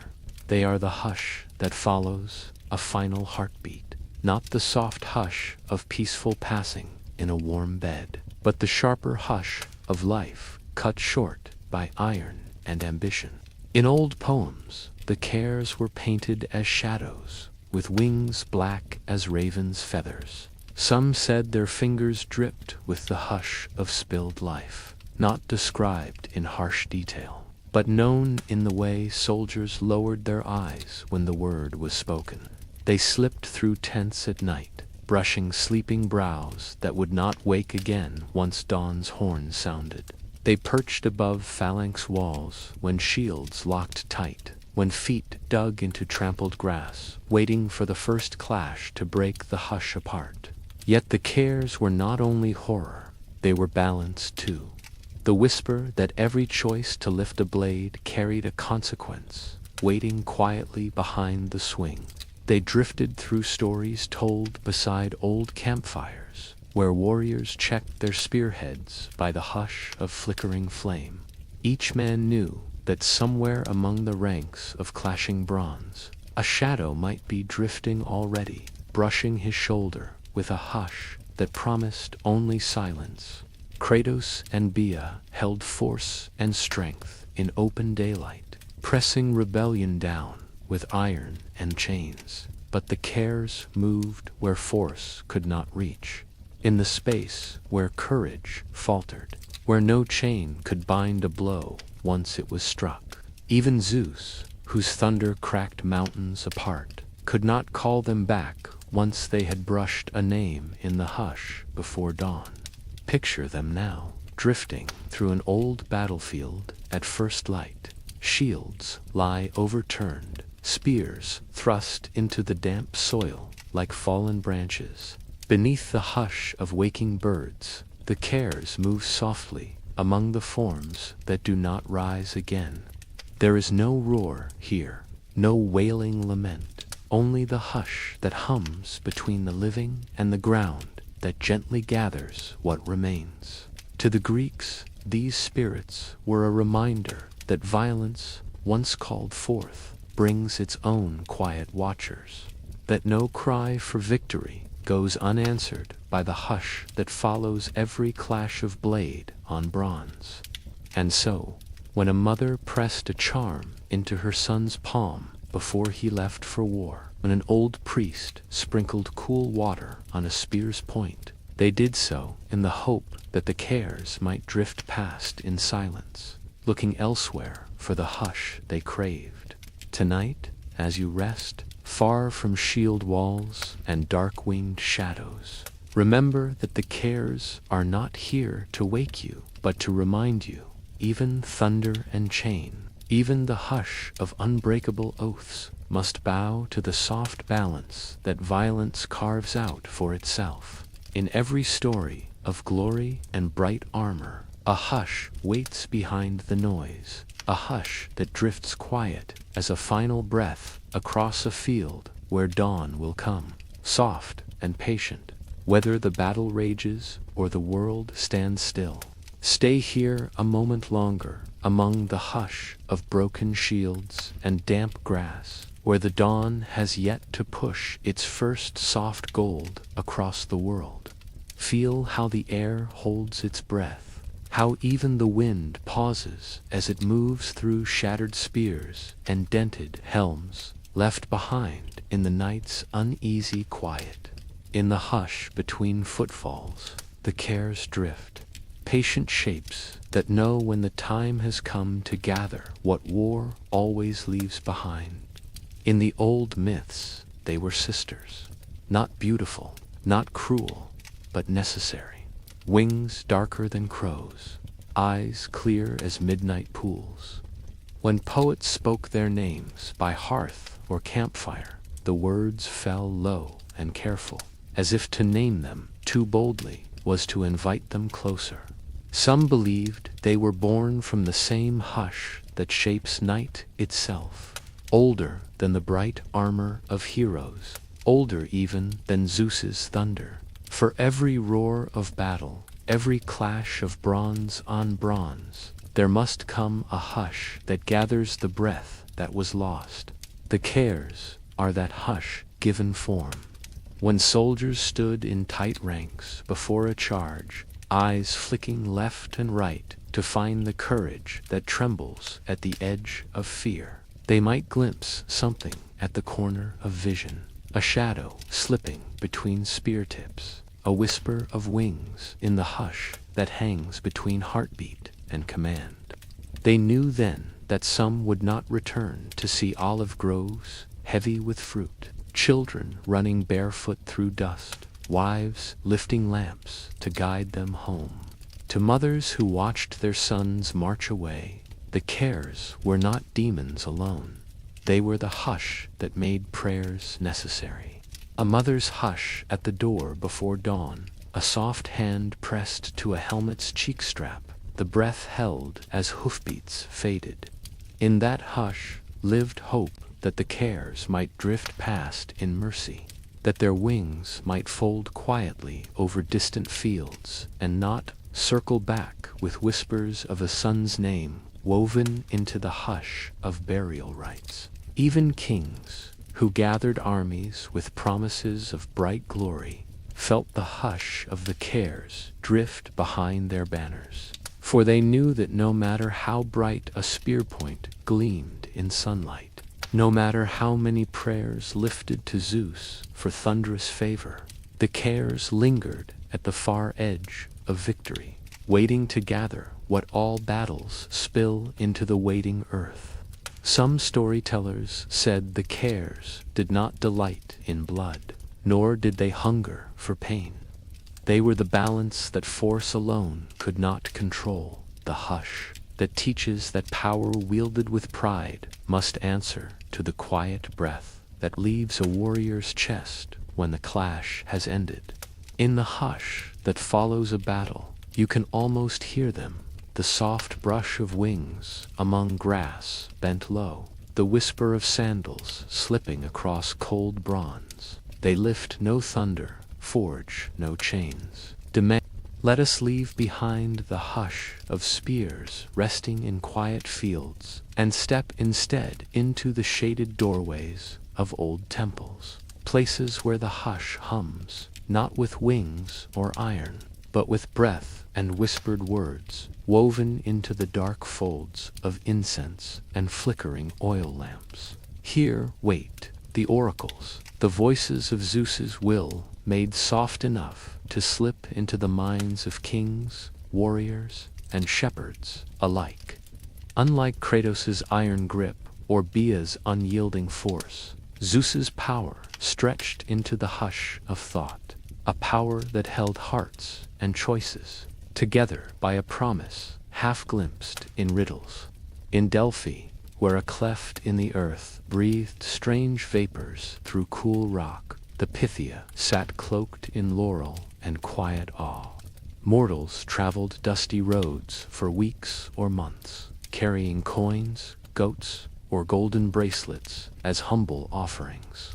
They stepped into the hush of the temple's belly, stone walls, damp with the earth's old breath, and knelt before a woman whose words shaped the hush into secrets no thunderbolt could strike down. Picture it, a king kneels, armor creaking, a crown polished too brightly for this soft, smoky place. He dares to lift his eyes to a figure veiled in linen and shadows. Her lips part, her voice drifts out, not loud, not commanding, but like a hush that slips under the skin and burrows deep. Her words tumble in riddles that twist like ivy.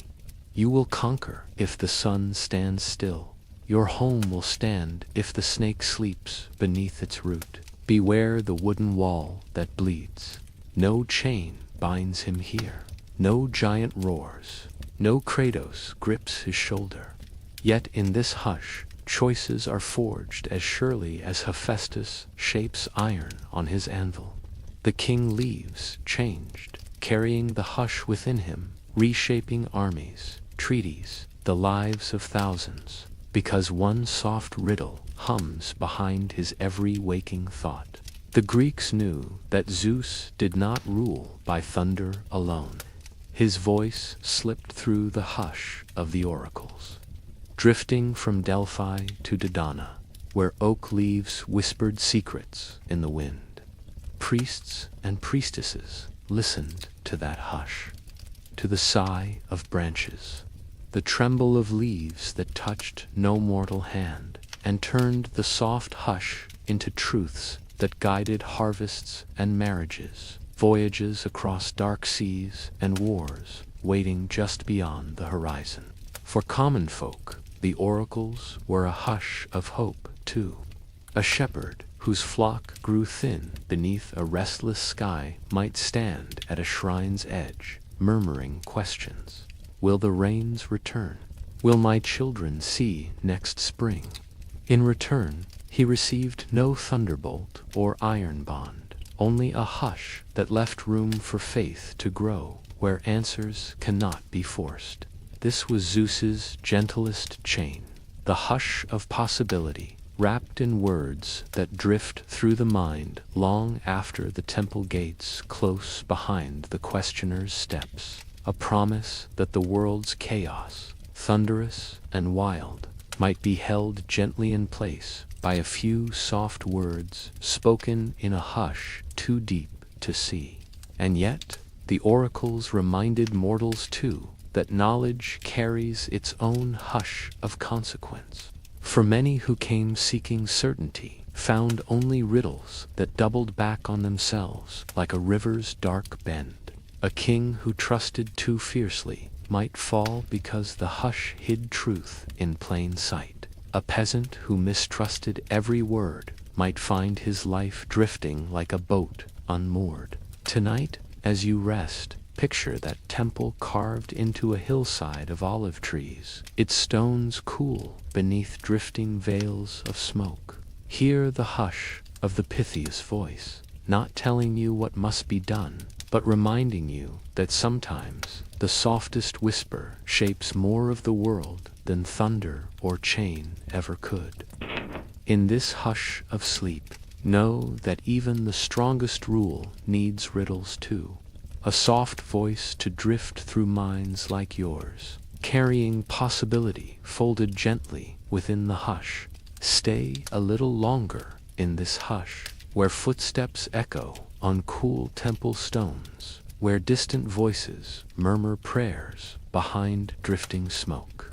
Here, the oracles weave Zeus's will not in thunderclaps, but in soft, looping riddles that settle into the hearts of those bold enough or desperate enough to kneel and listen. Imagine Delphi now, a sacred path winding upward through olive groves that sigh in the dry wind. Pilgrims climb slow and careful, feet dusty, shoulders bent beneath baskets of offerings. They pause beside the sacred spring, splashing cold water on tired faces, whispering their questions into the hush that hums beneath old stone lintels.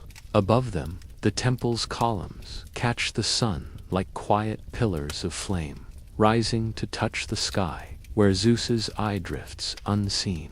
Inside, the Pythia waits. She sits above the chasm that breathes sweet and heavy, the old earth's sigh curling around her ankles. Laurel leaves tremble in her fingers, and smoke coils upward, not harsh, but soft as a drifting thought. Her mouth opens, and the hush spills out, a string of words that do not bind, do not command, yet slip inside like seeds tucked beneath dark soil. Outside, kings stand shoulder to shoulder with farmers and traders. A general waits for the hush to guide his campaign. A young woman seeks a whisper to steady her fear of childbearing. A sailor cups his hands around an olive twig, hoping the hush will keep his boat safe as it drifts past Poseidon's hidden rocks. The oracle's words float outward, riddles shaped like gentle snares. You will win if you lose. The path is clear if the stone is heavy. Trust the wolf when the flock scatters. Each riddle hums in the mind of the listener, growing roots in his sleep, tangling itself into his plans and prayers long after he leaves the hush of stone behind. And beyond Delphi, other voices whisper too at Dodona, where sacred oaks stand older than many temples. The hush of Zeus's hidden promise trembles in rustling leaves. Priests listen not for a booming voice, but for the small hush of branches brushing one another, the quiet gossip of doves that nest among dark boughs. There is no chain here, no iron clasp to bind wrist or ankle, only the hush that hums. Listen, wonder, fear, hope. To the Greeks, this hush was proof that Zeus's reach needed no thunderbolt to strike down every doubt. It reminded them that the world is shaped as much by the soft murmur that follows a question as by the roar that answers it outright. In distant fields where shepherds tend flocks under drifting stars, the hush of the oracle drifts too. A rumor told by a passing traveler becomes a new vow beneath an old olive tree. We will wait one more season. We will sow. And now, let us settle at last into the softest hush of all. The hush where every chain finds its quiet echo, where thunder hums itself to silence, where every riddle and shadow drifts into sleep. Across this night's slow telling, you have walked among iron and storm, Kratos' steady grip pressing rebellion into shape, Bia's unseen force bracing knees that might buckle in the hush of fear. You have felt the flick of Nike's wings, lifting hearts just high enough to taste victory. The hush of Styx's dark water binding oaths so deep that even Zeus bows his bright head before them. You have stood at the mountain's lonely peak beside Prometheus, the titan who dared to carry fire where only shadows shivered. You have heard the hush of giants shifting in restless dreams beneath ancient soil, felt Nemesis's soft breath against pride grown too wide, heard the cares drift among fallen spears and broken helms. When the thunder faded away, you have touched the hush of the forge, where Hephaestus's hammer sings iron into shape, chain, crown, gift, punishment, all humming with the same promise that what is bound holds the world steady for a while longer. And you have stood knee-deep beside Tantalus's clear pool, fruit brushing your lips only to slip away, a hush that reminds all who reach too far that betrayal leaves hunger humming beneath branches that never break. You walked among the cares, drifting on wings soft as dusk, gathering the hush that slips between final breaths on battlefields forgotten by the next dawn's bright call. You knelt before oracles who spoke Zeus's mind, not in thunder, but in a hush that hummed behind words that twist and guide and echo down the turning corridors of mortal thought. And now, all these hushes gather here at the soft edge of your own breathing. The hush that shaped the old world still hums in yours, a promise whispered in the small hush between heartbeats, a reminder that every oath once spoken binds not with chains but with memory and gentle consequence. Imagine Styx's dark river flowing beneath the bedrock of your mind, cold and patient, carrying every vow you have ever made, every word given in trust. Picture Kratos' hand pressing iron closed, not in anger, but to hold the hush steady when the world grows too loud. Feel Bia's silent push steadying your thoughts, should they drift too wildly away.